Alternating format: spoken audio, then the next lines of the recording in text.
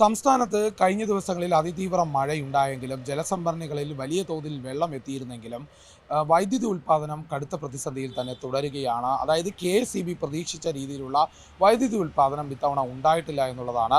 കഴിഞ്ഞ വർഷത്തെ അപേക്ഷിച്ച് വലിയ ഒരു മാറ്റമാണ്, അത് കുറവാണ് വൈദ്യുതി ഉൽപ്പാദനത്തിന് ഉണ്ടായിട്ടുള്ളത്. 48% ജലം മാത്രമാണ് ഇപ്പോൾ താങ്ങാവുന്ന ശേഷിക്കുള്ളിൽ തന്നെ ജലസംഭരണികളിലുള്ളത്. എന്നാൽ കഴിഞ്ഞ വർഷത്തേക്കാൾ 35% കുറവാണ് ഇതിൽ രേഖപ്പെടുത്തിയിരിക്കുന്നത്. അതുകൊണ്ട് തന്നെ ആ ഒരു വലിയ വ്യത്യാസം വൈദ്യുതി ഉൽപ്പാദനത്തിൽ കാര്യമായി ബാധിക്കുന്നുണ്ട്.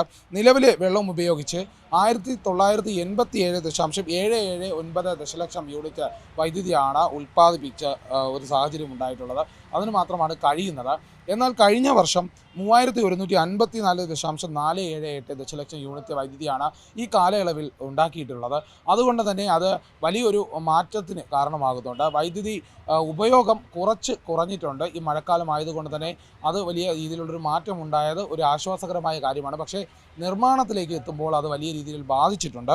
അതോടൊപ്പം തന്നെ 2025 ഇതേ സമയത്ത് 2 ദിവസം കൊണ്ട് തന്നെ ഉൽപ്പാദിപ്പിച്ചത് 42.30 ദശലക്ഷം യൂണിറ്റാണ്. എന്നാൽ ഇപ്പോൾ അത് 22.834 ദശലക്ഷം യൂണിറ്റ് മാത്രമാണ്.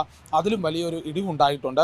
വലിയ പദ്ധതിയായ ഇടുക്കിയിൽ തന്നെ ഇപ്പോൾ ഡാമിൽ 46% ജലം മാത്രമാണുള്ളത്. ശബരിഗിരിയിൽ 53%ആണുള്ളത്. ഇത് കാര്യമായൊരു മാറ്റം മഴ കാരണം ഉണ്ടായിട്ടില്ല. അതുമാത്രമല്ല, നീരൊഴുക്ക് ചെറിയ രീതിയിൽ മാത്രമാണ് ഇപ്പോൾ ഉണ്ടാകുന്നത്.